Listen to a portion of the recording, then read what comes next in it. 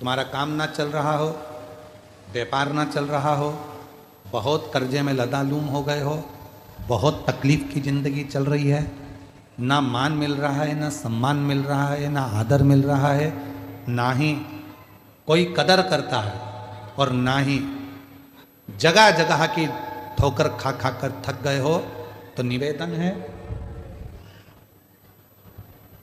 एक बेलपत्र,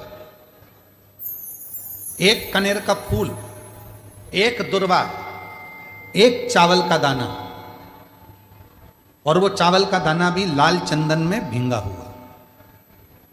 जलाधारी का मुख होता है उत्तर की ओर, आप दक्षिण की ओर आराम से बैठो, श्री शिवाय नमस्तुभ्यम बोलकर, अपना नाम गोत्र बोलकर, अपनी कामना कर कर, एक बेलपत्र, एक कनेर का पुष्प, एक दुर्वा, एक चावल का दाना जिसको तुमने लाल चंदन से भिगोया है, वो शिवलिंग पर उत्तर की ओर मुख कर कर दक्षिण में बैठकर बाबा को सोमवार की सोमवार प्रदोष काल में, मतलब शाम का जो सूर्य डूबने का जो समय होता है, बस उसी प्रदोष काल के अंतर्गत यदि घी का दीप जलाकर बाबा को अगर एक बेलपत्री, कनेर का पुष्प, दुर्वा और लाल चावल चंदन का अगर चढ़ाना प्रारंभ कर दिया, 5 या 6 सोमवार निकलेंगे, धीरे धीरे मेरा बाबा तुम्हारा हाथ पकड़कर तुम्हें मंजिल तक छोड़ना प्रारंभ। नहीं चल रहा व्यापार, नहीं चल रही फैक्ट्री, नहीं चल रही दुकान, बहुत तकलीफ की जिंदगी है, कोई पैसे खाकर भाग गया, नहीं दे रहा, कर्जे में डूब गए, तकलीफ में आ गए, कैसी भी समस्या है उसमें शिव की शरणागति आपको सुख देगी। उन्होंने माइक लेकर उसको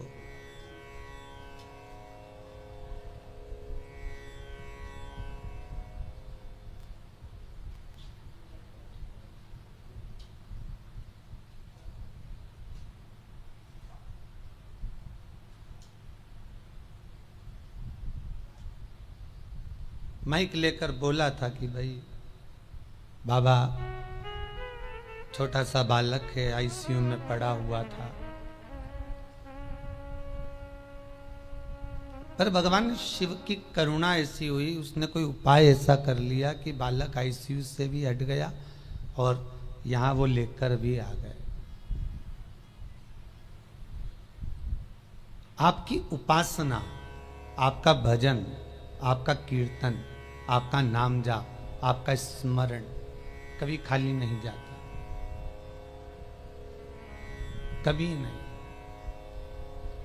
वो भक्ति के एक पन्ने पर लिखा हुआ है।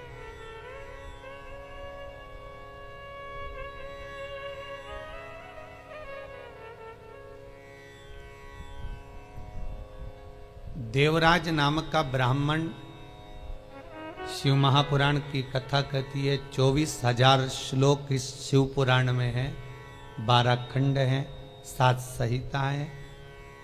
उसमें देवराज का जो चरित्र है, जो देवराज पहले तो सत्कर्मी था, भजनावली था, भगवान की भक्ति में डूबा हुआ था, भगवान का स्मरण में डूबा हुआ था, भगवत नाम में डूबा हुआ था, पर वही देवराज भगवत कर्म से वंचित हो गया केवल संगत के कारण। निवेदन है, ताली, थाली और प्याली, ये 3 मित्र मनुष्य को बर्बाद कर देते।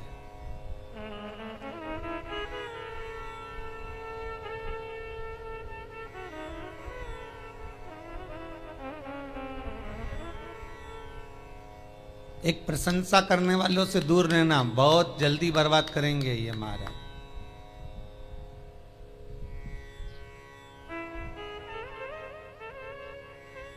बहुत जल्दी हरा सकते हैं आपको।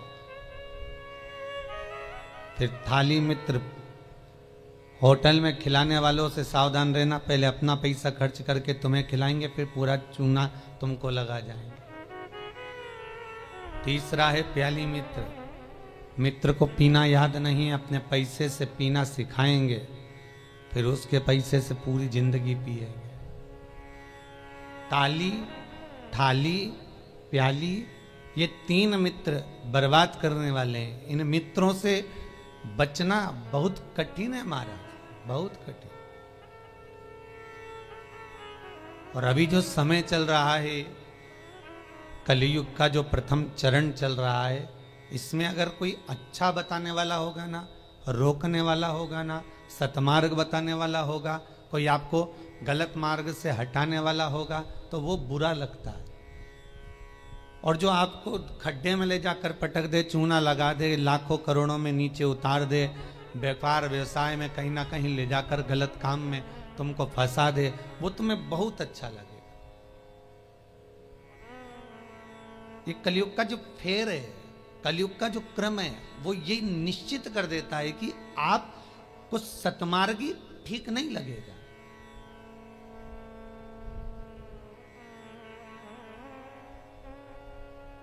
इस व्यासपीठ से कितने उपाय बताए जाते हैं, हर चीज का उपाय है और लोग कर भी रहे हैं और फायदा भी है, पर उस उपाय को कई लोग ऐसे हैं कि करते ही नहीं है।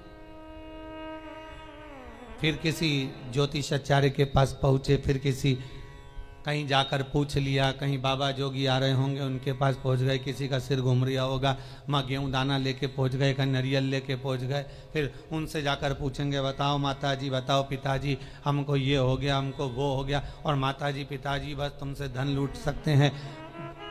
बताएं क्या? जो शिव है नजदीक में, जो शंकर है करीब में, जो शिव विराजमान है तुम्हारे भीतर, स्वयं जिसकी आराधना राम कर रहे हैं, जिसकी आराधना कृष्ण कर रहे हैं, जिसकी आराधना देवी कर रही है, दत्त कर रहे हैं, और सारे मंडल, नवग्रह, 16 मातृका, पंचलोकपाल, जितने भी देव हैं, 33 कोटि देवता जिसकी आराधना कर रहे हैं, वो शंकर की आराधना करने में अपना क्या जाता है?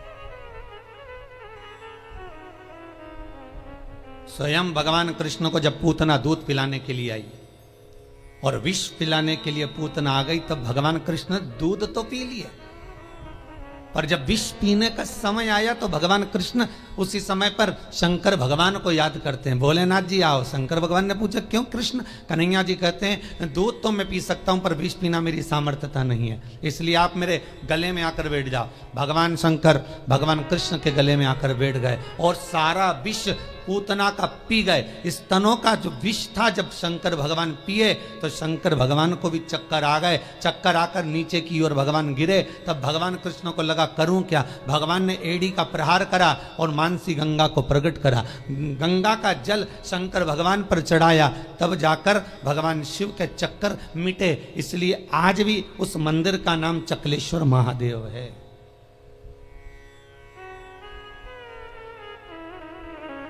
गोवर्धन नाथ जी की परिक्रमा में पड़ता है चकलेश्वर महादेव। भगवान को स्वयं चक्कर आ गए। इतना विषैला विष, इतना प्रबल विष शिव धारण करे तो क्या?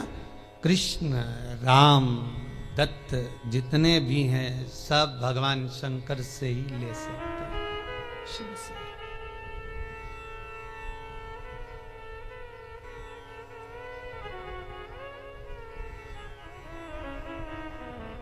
और कभी खजाना कम ना होता उसके दरवाजे का, वो लुटाता रहता है। अंबारियों में लुटाया उसने।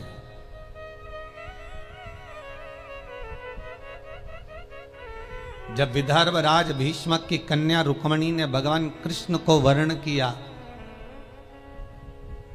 तब भगवान कृष्ण स्वयं ब्राह्मण से कहते हैं कि रुक्मणी जी से जाकर कह दो कि तू जगदम्बा के मंदिर पर पहुंच जा, मैं तुझे लेने के लिए पहुंच जाऊंगा।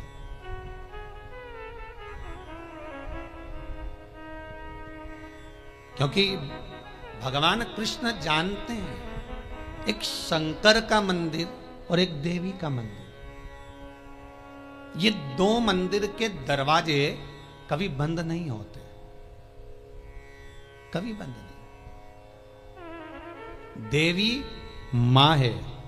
मां अगर रात को भी सो रही है और बच्चे की आहट सुनाई दे जाए तो मां जाग जाती है। माता का दरबार, माता का मंदिर कभी बंद नहीं होता। हाँ माता जी का श्रृंगार वगैरह थोड़ा बहुत करना हो तो भले थोड़ी देर बंद कर दे, पर माता का मंदिर बंद नहीं होता। कभी जाना वैष्णो देवी, रात भर दर्शन चलते हैं। कभी जाना देवास की टेकरी, रात भर दर्शन चलते हैं। कभी जाना मैयर, कभी बिजासन। तुम जितने देवी के मंदिर में जाओगे, चाहे मनसा जाओ, कामाख्या जाओ, चाहे चिंतपूर्णी, नैना, ज्वाला, सारे मंदिरों में रात भर दर्शन होते हैं। क्यों? क्योंकि माँ अपने बच्चों को जागता हुआ देखती है तो माँ सो नहीं सकती। एक जगदम्बा और एक शंकर। शंकर का मंदिर भी कभी बंद, हाँ ये चोरों से बचाने के लिए भले मंदिर में ताला लगा दिया जाए, पर शिव का मंदिर भी बंद नहीं होता। तो शंकर का मंदिर क्यों नहीं बंद होता? तो शंकर भगवान की कथा कहती है क्योंकि शंकर शमशान में निवास करते हैं। शमशान का गेट काय को बंद करेंगे? वहां कौन आ रहा है? वहां तो कभी भी आ सकते।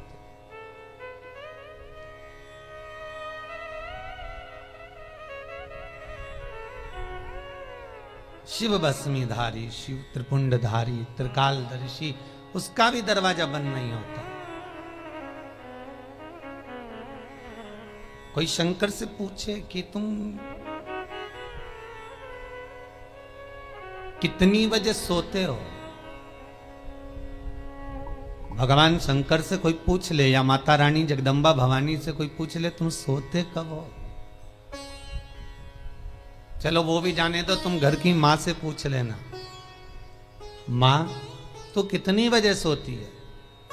जरा सी बच्चे की आहट आई, जग जाएगी। भले बच्चा छोटा है तब की भी बात जान दो। बच्चा अगर बड़ा भी हो गया ना, कॉलेज भी पढ़ रहा है, खूब अच्छी नौकरी वोकरी भी करने की तैयारी कर रहा हो या नौकरी कर भी रहा हो ना, तो भी माता का हृदय माता का होता है। अगर बच्चे की जरा सी रात्रि को पढ़ने बैठा हुआ है, बैठा भले बड़ा बच्चा है और रात को अगर पढ़ाई कर रहा है, कितनी बजे बेटा पढ़ने बैठा और कितनी बजे तक पढ़ा, माता को बेटे को बताने की जरूरत नहीं होती। बेटा बताए ना माँ को तो भी माँ जान जाती है कि रात को तू 4 बजे तक पढ़ रहा था, ले मैं चाय बना कर ला देती। ये माता की आहट है, ये माता की वात्सल्यता, ये माता की करुणा है।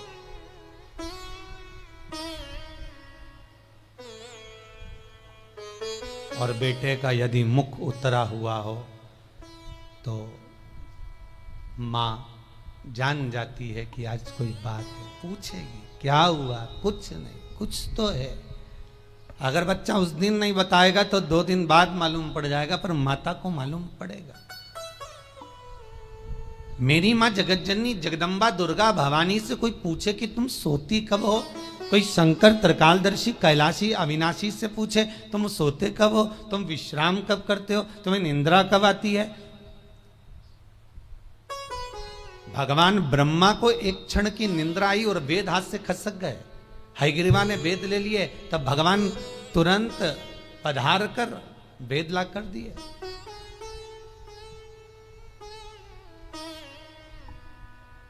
भगवान विष्णु 4 महीने के लिए सोते हैं। देव सोनी एकादशी पे सो गए, अब देव उठनी आएगी ना कार्तिक में, तब बढ़िया चकाचक उठेंगे। दत्त भगवान भी सोते हैं। सारे 33 कोटि देवताओं के सोने का श्रृंखला लिखी हुई है कि कौन देवता कहाँ कितने समय के लिए विश्राम करता है, कितने समय के लिए आराम करता है, कितने समय के लिए कौन सा देवता कब निंद्रा ग्रहण करते हैं, ये सब कुछ शास्त्रों में लिखा हुआ है। पर एक देव अधिदेव महादेव के लिए कहीं नहीं लिखा कि शंकर भगवान कितनी घड़ी, कितने पल, कितने क्षण सोते हों। एक शिव के लिए और एक जगत जननी जगदम्बा अम्बा माता पार्वती के लिए कहीं नहीं लिखा कि ये सोते हो। गणेश जी का भी विश्राम लिखा है कि गणेश जी भी विश्राम करते हैं। कार्तिकेय का विश्राम लिखा है, कार्तिकेय विश्राम करते हैं। शंकर भगवान की कन्याएं जया, विषहरा, शामरीवारी, दोतली, देव, इनका भी लिखा है, इनका भी वर्णन लिखा है। जया, विषहरा, शामरीवारी, दोतली और देव, ये 5 कन्या शाम को ठीक प्रदोष काल के समय पर विश्राम ले लेती है। इसलिए प्रदोष काल के समय जैसे सूर्य अस्त होने का जब समय आने लगता है, प्रदोष काल जब आने लगता है, तब शंकर जी के ऊपर जो जलाधारी लगी रहती है, जिसमें से बूंद बूंद पानी गिरता है, वो जलाधारी को हटा दिया जाता है।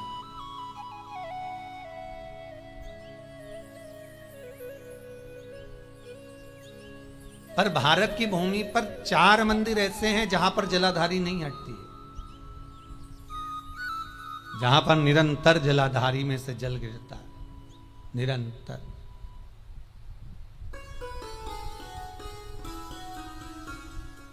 प्रदोष काल के समय जया, विषहरा, शामरी बारी, दो तली जो शंकर भगवान की कन्या है, ये भी विश्राम कर लेती है। अशोक सुंदरी, शिव की पुत्री, ये भी विश्राम कर लेती है। पर अगर विश्राम नहीं करते तो शिव, किसी ने पूछा सारी दुनिया आराम करती है, आप विश्राम करते हो, क्या मतलब है ये? शंकर भगवान कहते हैं मेरे कंठ पर भरा है विष, दिन भर लेता हूं राम का नाम, दोनों को मिला दो तो हो गया विश्राम। शिव विश्राम भी कर रहे हैं तो वो वाला विश्राम नहीं कि कहीं पलंग पर, कहीं सैया पर, कहीं जाकर सो गए, आराम कर लिया या तकिया लगाकर सो गए। भगवान राम का दर्शन करोगे तो सोते हुए दर्शन मिल जाएगा, कृष्ण का करोगे तो सो रहे हैं, रुक्मणी जी चरण दबारी, श्री जी बाबा का करोगे तो ठाकुर जी सो रहे हैं, श्रीमद वल्लभाचार्य जी चादर उड़ा रहे हैं, सारे देवताओं का दर्शन करोगे आपको तो मिल जाएगा। पर शंकर का सोता हुआ फोटो कहीं मिल जाए आपको कि वो विश्राम कर रहे हैं और कोई उनके चरण दबा रहा हो या कोई उनका चरण डोला रहा हो, तो वो बहुत कठिन।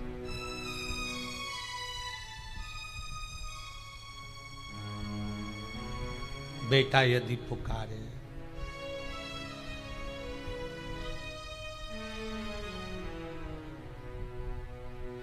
एक वो पहले एक भजन चलता था, वो बेटा जो पुकारे माँ को आना चाहिए, ऐसा कुछ था उसमें। बेटा जो बुलाए माँ को आना चाहिए।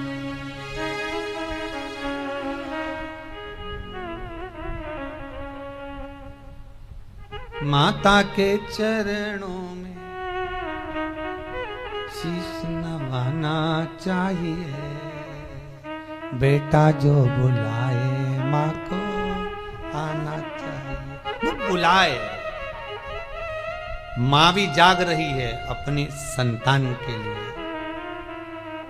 अभी ये 7 दिन की जो पुरुषोत्तम शिव महापुराण की कथा है, ये जब विराम होगी उसके बाद में शिव शक्ति शिव पुराण प्रारंभ होगी। उसमें सारे माता के एक एक भाव,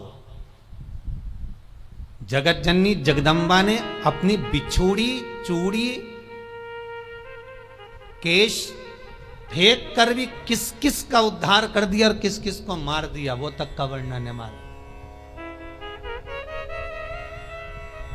नवरात्र में अपन सुनेंगे कथा।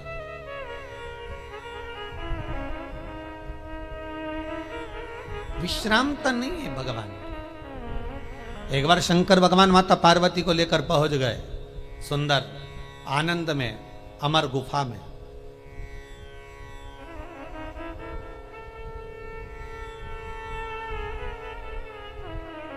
जिस अमर गुफा में शंकर पार्वती जी को अमर कथा सुना है, केवल पार्वती को नहीं, केवल माता पार्वती को अमर कथा नहीं सुनाई है भगवान शंकर ने अमर गुफा में।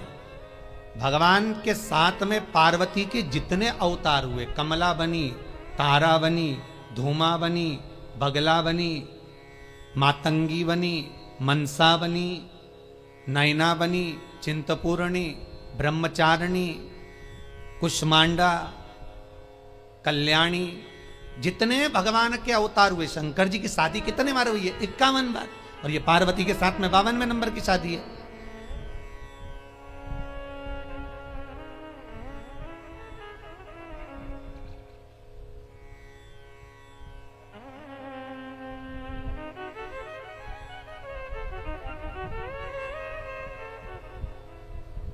कई बार ये भगवान की शादियों के पीछे भी झगड़ा होने लगता है, भाई लोग उसमें भी झगड़ लेते।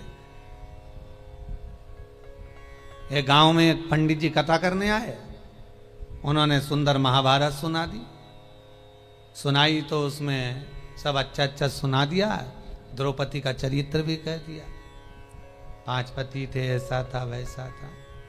इतने में पंडित जी जाने लगे कि आज महाभारत समापन हो गई, चलो सब दूर से दक्षिणा इकट्ठी कर लाऊं, जजमान के घर जाऊं।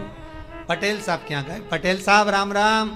पटेल साहब बोले सीताराम जी आओ। पंडित जी बैठो। अब पंडित जी तो बैठ गए, खटिया लगा दी। पटलन गोबर से लीप रही थी, पटेल साहब बैठे थे, हुक्का धुन रहे थे। हुक्का धुनते धुनते बोले पंडित जी